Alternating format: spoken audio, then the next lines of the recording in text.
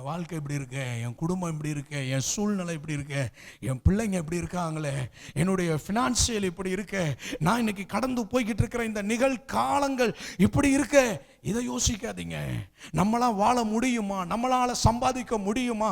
நம்மளாம் உயர்வு அடைய முடியுமா? விடுதலை அடைய முடியுமா? நன்மையை அடைய முடியுமா? ஆசீர்வதிக்கப்பட முடியுமா?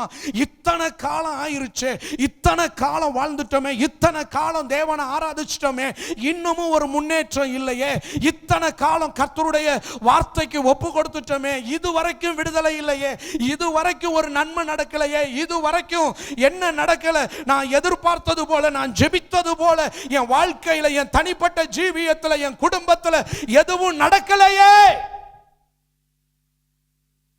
காலங்கள் கடந்து, யூகங்கள் கடந்து, நான் இன்னும் என்ன சொல்றேன்னா, அதாவது ஆபிரகாம் கண்கள் காணாத அவனுடைய சந்ததி எந்த பிரச்சனையை ஃபேஸ் பண்ணுவாங்க, பிரச்சனையையும் சொல்றாரு, பிரச்சனையினுடைய முடிவையும் சொல்றார். எந்த சூழ்நிலையில்? ஆபிரகாமுக்கு இன்னும் பிள்ளையே பிறக்கல, ஆபிரகாமுக்கு இன்னும் சந்ததியே வரல, அவன் கண்ணே பார்க்கல.